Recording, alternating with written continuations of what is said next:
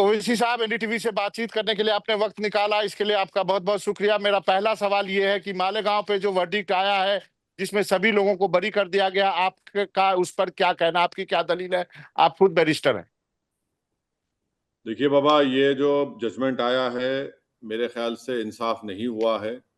और हम ये उम्मीद करते हैं कि जिस तरीके से मोदी सरकार और महाराष्ट्र की सरकार ने रेलवे ब्लास्ट के बाद उन्होंने 24 घंटे के अंदर सुप्रीम कोर्ट के पास चले गए, हम ये डिमांड करते हैं कि वो उसी तरह से जिस तरीके से उन्हें तेजी दिखाई, इस केस के सिलसिले में एनआईए अपील करे सुप्रीम कोर्ट में, महाराष्ट्र की सरकार अपील करे, क्योंकि इसमें क्लोजर नहीं हुआ है।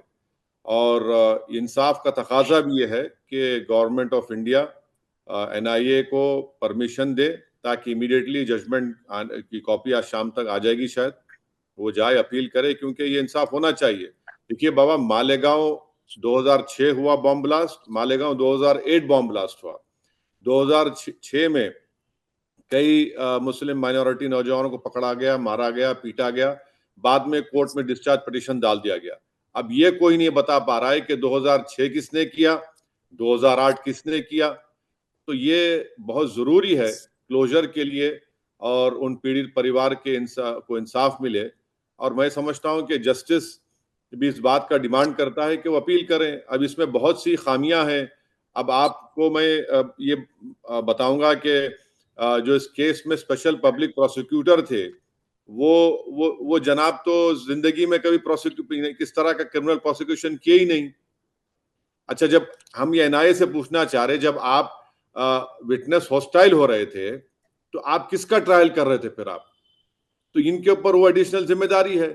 और तीसरा ये है कि एनआईए ने एक एक्स एमपी को, जो एक टेरर एक्यूज थी जिस वक्त एमपी बने, उनके खिलाफ आपने कह दिया कि इनके खिलाफ मकोका नहीं लग सकता है। तो फिर जो उसका एविडेंस था, जो कन्फेशन मिला था एविडेंस के तौर पर, वो तो चला गया। तो ये सब चीजें इसमें इतने कमजोरियां हैं इसमें। आप सर इसमें ये कहना चाहते थे जो एटीएस ने जो जांच की और जो एनआईए ने जांच की, क्या आप उसमें फर्क कर रहे हैं? देखिए बाबा, एटीएस की जांच तो जिसको अशोक चक्र दिया गया था वो कर रहे थे, हेमंत करकरे साहब कर रहे थे, हेमंत करकरे साहब कर रहे थे, साहब कर रहे थे। और हेमंत करकरे साहब ने तो सीडीज निकाले थे जिसमें ऑडियो था, वीडियो एविडेंस था, जिसमें कॉन्स्पिरेसी किस तरह की गई, उन सब चीजों को एक डॉक्यूमेंट्री एविडेंस इतना उन्होंने निकाला था। अब हेमंत करकरे साहब की शहादत से तो दो नुकसान हो गए। एक तो इस देश ने एक बहादुर उस ऑफिसर को खो दिया जो लोग नहीं जानते। बाबा, मैं 1 मिनट आधा मिनट आपसे लूंगा कि हेमंत करकरे को हम याद कर रहे हैं, ये वही हेमंत करकरे था जब हमारा एयरक्राफ्ट किडनैप हुआ था, वहां पर अफगानिस्तान लेकर गए थे। तो यही हेमंत करकरे ने बताया कौन लोग थे। हेमंत करकरे के बहुत बड़े बड़े खिदमात हैं इस देश के लिए, उनकी मौत हो गई। और दूसरा, उसके बाद ये गया एनआईए के पास, और एनआईए ने देख लिया, आपने देखा कि एक ऐसे आदमी को पब्लिक प्रोसिक्यूटर अपॉइंट किया जो बिल्कुल ही इनकॉम्पिटेंट थे। और जब विटनेस हॉस्टाइल हो रहे थे, जब एनआईए केस चला रहा है, तो आपके पास तो एक अच्छा लॉयर होना चाहिए। और बाबा, मैं बता रहा हूं, यही हाल हैदराबाद में जब सीबीआई मक्का मस्जिद बॉम्ब ब्लास्ट को डील कर रही थी, उन्होंने ऐसे ही एक इनकॉम्पिटेंट शख्स को, जो तजुर्बा नहीं था इस तरह के केस का, बॉम्ब ब्लास्ट का, उनको आपने रख दिया। तो अफसोस है कि आज हम हेमंत करकरे को याद कर रहे हैं। अगर मेरा मानना है कि अगर हेमंत करकरे जिंदा होते तो इस केस का कुछ और ही नतीजा आता। ये एक वर्ड आया था जब ये पूरा मामला आया था, उसको हमने यहाँ पर उस वक्त हम सब ने सुना था, सेफरन टेररिज्म, भगवा आतंकवाद। और अब कहा गया कि ये गलत साबित हुआ है, ये टर्म गलत था। कि बाबा, अगर किसी को, मेरा मानना यह है कि रिलीजन, किसी का रिलीजन, चाहे वो कोई समुदाय का हो, क्या कोई रिलीजन किसी को कहता है किसी की जान जाके ले लो आप? तो जब अगर बीजेपी को ये ऑब्जेक्शन है उस टर्म पर, तो फिर बीजेपी को ऑब्जेक्शन होना चाहिए अगर कोई मुसलमानों को कहता है इस्लामिक टेररिज्म। मेरा मानना है कि कोई रिलीजन टेररिज्म प्रमोट नहीं करता, बल्कि आज की दुनिया में टेररिज्म खुद एक नया किस्म का रिलीजन बन गया। जो भी टेररिज्म करता है उसको जस्टिफाई करने की कोशिश करता है अपनी बर्बरियत को। तो अगर बीजेपी को, संघ परिवार को इसका तकलीफ है तो फिर उनको दूसरे समुदाय को भी ना बोले वो, क्योंकि आप एक जनरलाइज तो नहीं कर सकते ना। अब कल अमित शाह साहब ने राज्यसभा में और लोकसभा में ऑपरेशन सिंदूर में कह दिया कि कोई एक रिलीजन का आदमी टेररिज्म नहीं कर सकता। तो उन्होंने कहा कोई हिंदू आतंकवादी नहीं हो सकता है। हाँ, तो फिर मेरे दिमाग में सवाल पैदा हुआ, नाथूराम गॉडसे क्या था? इंदिरा गांधी को मारने वाले कौन थे? फिर इंदिरा गांधी के मरने के बाद दिल्ली की सड़कों पर जो सिखों का कत्लेआम हुआ वो करने वाले कौन थे? राजीव गांधी को मारने वाले कौन थे? हाँ, फिर गुजरात में जो जेनोसाइड हुआ वो कैसे हुआ? ये सब देखिए, अगर आप इस तरह से जिसको बोलते ना, यानी आप सीटी मार रहे हैं कि आप डिबेट क्या हो रही है और आप क्या इशारा दे रहे हैं, तो ये बड़ा ही तकलीफ दे बात है। क्या आपको लगता है कि दो जो मामले थे, एक मुंबई में ट्रेन में जो ब्लास्ट हुआ था वो मामला और ये वाला मामला, तो सब में जो है वो सब बरी हो गए हैं? बाबा, ना सिर्फ मालेगांव 2006, मालेगांव 2008, मक्का मस्जिद हैदराबाद, अजमेर ब्लास्ट, समझौता ब्लास्ट, मुडा, यानी आप कहाँ कहाँ है बताइए फिर किसने किया भाई? देखिए, मिलिट्री ग्रेड आरडीएक्स इस्तेमाल हुआ है, ये चार्जशीट में कहा गया एनआईए की तरफ से। बताइए आप। अच्छा, फिर अगर कोई ये कहेगा कि मैंने अभिनव भारत की ऑर्गेनाइजेशन में मिलिट्री इंटेलिजेंस की इजाजत से मैंने पेनिट्रेट किया, आपको किसने किया भाई? कैसे आप कह रहे हैं ये? तो ये बहुत सी इसमें अनफॉर्चुनेट चीजें हैं। और इसीलिए जो 6 नमाजी थे, देखिए बाबा, एक तो आज तो एक 19 साल अजहर मारा गया, बिलाल साहब उनके पिताजी थे, अब उनको लग रहा होगा कि उनका बेटा दोबारा मर गया। लियाकत शेख साहब 10 साल उनकी बेटी फरहीन मारी गई।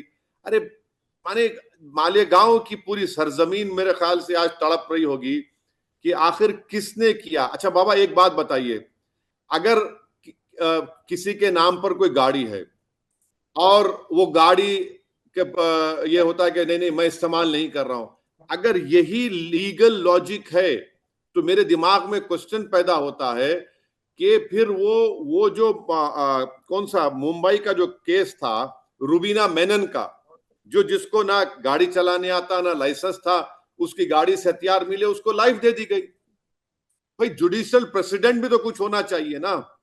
ठीक है, उस जमाने में टाडा था होगा, मगर अब तो आपके पास मकोका था, अब आपके पास यूएपी है। ये बात समझ में नहीं आई। आपको क्या लगता है अब क्या करना चाहिए केंद्र सरकार को? आपकी क्या अपील है केंद्र सरकार से? नहीं, हाँ, हमारा ये बोलना ये है कि अगर वो इंसाफ को पसंद करते हैं, अगर वो ये चाहते हैं कि टेररिज्म के खिलाफ लड़ाई मजबूती से लड़ी जाए, तो केंद्र सरकार को कोई डिफरेंशिएशन नहीं करना चाहिए, क्यों कोई हो, किसी समुदाय का हो, किसी रिलीजन का हो। इंसाफ उनसे पुकार पुकार कर कह रहा है। मालेगांव के 2006 के मरने वाले, मालेगांव में जो एक्यूज को पीटा गया, मारा गया, और मालेगांव 2008 में जो 6 लोग मारे गए, जिसमें मासूम एक लड़की भी थी, इन फैमिलीज को हम क्या जवाब देंगे? समझौता ब्लास्ट हो, रेलवे का ब्लास्ट हो, उनके फैमिलीज को हम क्या जवाब देंगे? भाई, किसने किया? ठीक है, आपने रेलवे के ब्लास्ट में तो रेल ब्लास्ट में तो आपने जजमेंट पर स्टे लगा दी, मगर ये तो बताइए कौन है ये करने वाले जो आरडीएक्स को इस्तेमाल किए? बाबा, आरडीएक्स एक प्लास्टिक एक्सप्लोजिव है। ये कौन है आखिर? अगर इन लोगों को अगर हम तलाश नहीं करेंगे, इनको कैफरे किरदार तक नहीं पहुंचाएंगे, इनको जेल में नहीं भिजाएंगे, तो फिर ये तो आराम से फिर रहे हैं और वो खुश हो रहे होंगे आज की तारीख में। तो फिर कौन है ये लोग? और उन उन फैमिलीज को आप और हम क्या जवाब देंगे? भाई, ह्यूमन डिग्निटी होनी चाहिए ना। ह्यूमन सफरिंग के लिए हमको और आपके दिल में कंपैशन होना चाहिए। जो मालेगांव की आवाम आज आज आज अपने आप को खाली और एम्प्टी महसूस कर रही होगी। एक और टॉपिक है जिस पर आपसे बात करना चाहूंगा। आज ही जो है आपने सुना आपके हाउस में भी और राज्यसभा में भी वाणिज्य मंत्री ने जो अमेरिका ने टैरिफ लगाया उस पे अपना बयान दिया। सबसे पहले जो टैरिफ लगाया गया और पेनल्टी लगाई गई उस पे आपका क्या कहना है? मेरा मानना यह है कि भारत सरकार को अल्फाज को चाबे बगैर, अल्फाज को बगैर वो चाबे, वो खुलकर इस बात को कहे कि हम इसको कबूल नहीं करेंगे और हमारे पास ताकत है कि हम भी उन पर टैरिफ लगाएं। अरे भैया, अगर कल यूएसए कहेगा कि इंडिया की डेयरी में भी आप अमेरिकन प्रोडक्ट्स को लेकर आइए, तो नरेंद्र मोदी जी, अमित शाह ये जवाब दें कि फिर अमूल का क्या होगा। छोड़िए पंजाब के किसानों को, हरियाणा के किसानों को, तेलंगाना के किसानों को, अमूल का क्या होगा, कैसे मलाव करेंगे। और अगर वो कितने 25% लगाए, आप भी लगाइए, जवाब दीजिए। भाई भारत कोई बाबा कोई एक वेजल स्टेट नहीं है जो एक वानबी एम्परर के दरबार में हम खड़े हुए हैं। अरे 200 साल की अंग्रेजों की गुलामी को हमने अपने, हमारे बुजुर्गों ने अपनी कुर्बानियों से जंजीरों को तोड़ा। इस दिन के लिए नहीं कि कोई हम पे बोला जा रहे और बोलते हैं कि डेड इकोनॉमी। अरे भाड़ में जाए तुम्हारी इकोनॉमी, तुम देखो हमारी, हम डेड इकोनॉमी कैसे हो सकते बताइए आप। अरे देश है भाई, इतना 133 करोड़ का देश है, आपको नहीं चाहिए इंडिया की market, thank you very much, हम आपकी जरूरत नहीं है। अच्छा, फिर आप बोलते हैं कि रशिया के साथ हम पेनल्टी लगाएंगे। अरे हम एक सॉवरेन स्टेट है, तुम कौन होते हमको डिक्टेट करें कि हम इनसे ना करें, उनसे ना करें। हम जिससे चाहे करेंगे। अरे हम जिससे चाहे सामान खरीदेंगे, उनको देंगे। ये टैरिफ जो लगाया जा रहा है, याद रखिए, एमएसएमई पर, मैन्युफैक्चरर्स पर, आईटी फर्म्स पर, सर्विस प्रोवाइडर्स पर, हमारे किसानों पर भी इसका असर पड़ सकता है। अच्छा, जापान देगा 15%, वियतनाम देगा बाबा 20%, इंडोनेशिया देगा 19%, और एक जो मुल्क जो जिनसे स्ट्रेटेजिक रिलेशनशिप है, इतने एग्रीमेंट हमने उनसे साइन किए, मिलिट्री के क्या क्या, इंटेलिजेंस के क्या क्या नहीं किए।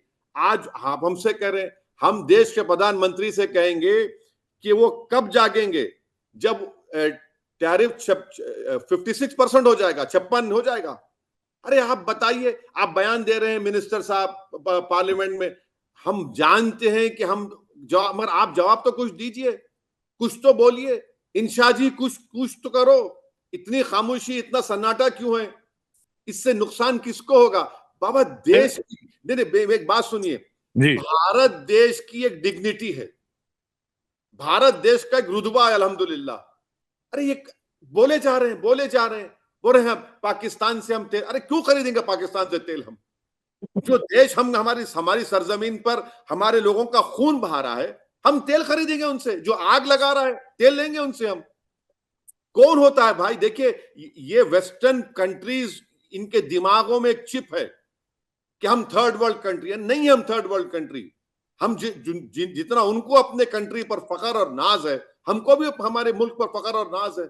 इसका यह मतलब नहीं है कि आप हमको इस तरह से ट्रीट करते जाएं, बोले जाएं। अरे आप इस तरह की जबान क्या इस्तेमाल कर रहे हैं? नहीं तो आज कॉमर्स मिनिस्टर ने कहा कि राष्ट्रहित को ध्यान में रखेंगे, सरकार आकलन कर रही है, स्टेक होल्डर से बातचीत करेंगे। हम जो है 11वीं इकोनॉमी थी, अब तीसरी बड़ी इकोनॉमी बन गए हैं।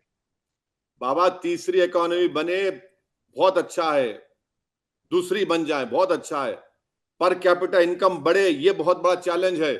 दूसरा बाबा ये है कि क्या कोई भी हमको इस तरह बोला जाएगा? बाबा बोलिए। अरे भाई, अगर आप देश में, अगर कोई आपके बीजेपी के खिलाफ कोई बोल दे, तो आप उसके घर पे नोटिस भिजा देते हैं वकील से। हाँ, आप उसको मीडिया में आकर क्या क्या नहीं बोलते, उसको एंटी नेशनल कह देते हैं। अरे भाई, देश को बोला जा रहा है, इंडिया, भारत को बोला जा रहा है, तो फिर इनका ये हम खामोश क्यों? रूलिंग पार्टी को चाहिए उसका जवाब देना, इस तरह से स्टेटमेंट से जवाब नहीं देते। याद रखिए, ये जो वेस्टर्न सुपर पावर जो अपने आप को बोलते हैं, ये डरा रहे हैं भारत को। ये बोल रहे हैं कि तुम झुककर हमसे एग्रीमेंट कर लो। ये तो नहीं होने वाला है ना बाबा।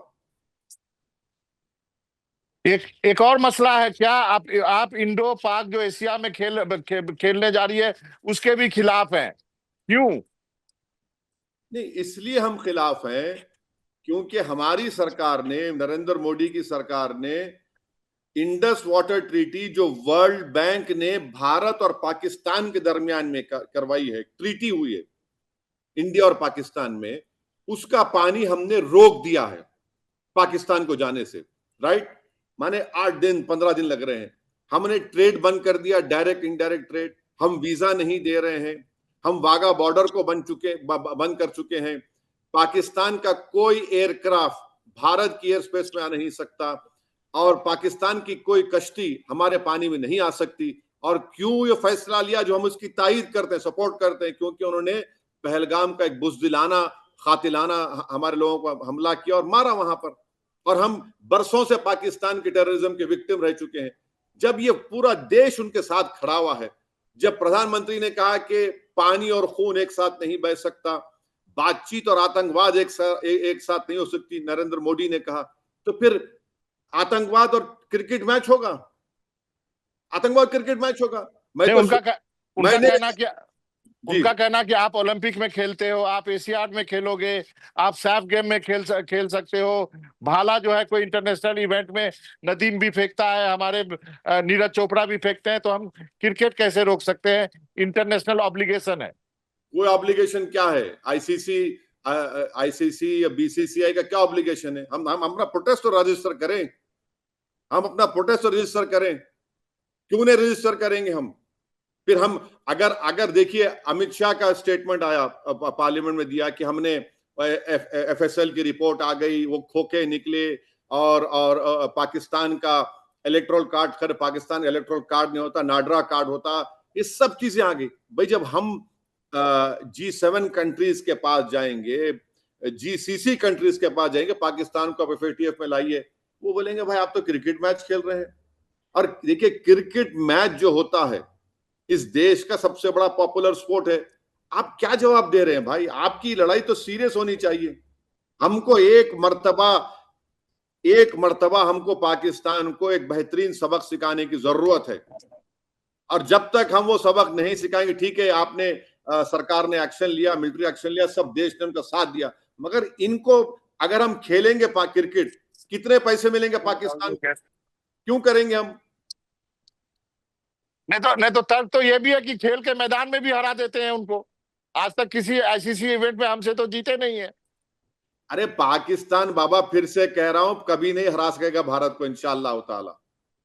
एक बता रहा हूं, मुझे किसी एक पाकिस्तानी जर्नलिस्ट ने कोई इंग्लैंड से फोन किया था, जो ये जो अनफॉर्चुनेटली जो सीज फायर का ऐलान अमेरिका के गोरे ने किया था, उन्होंने मुझसे कहा कि शहबाज शरीफ ने कहा कि हम लोग भारत पर अटैक करने वाले थे, वो स्विमिंग कर रहे थे और हम फजर के बाद करने वाले थे, तो भारत ने कर दिया। मैंने कहा भाई साहब, भारत में फजर जल्दी होती है, आधा घंटा आप पीछे नहीं, आप बहुत पीछे हमारे आप। तो ये हरा देती है, हरा दे।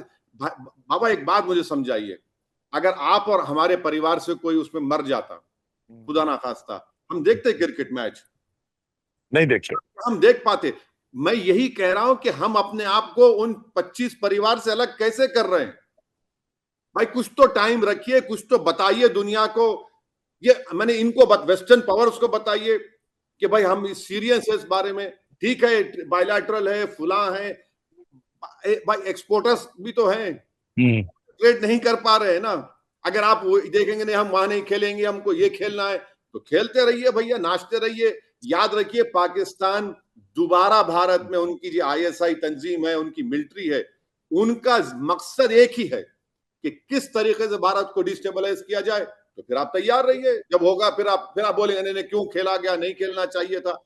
एक स्ट्रांग पोजीशन तो लेना पड़ेगा ना। ठीक है, आपने जंग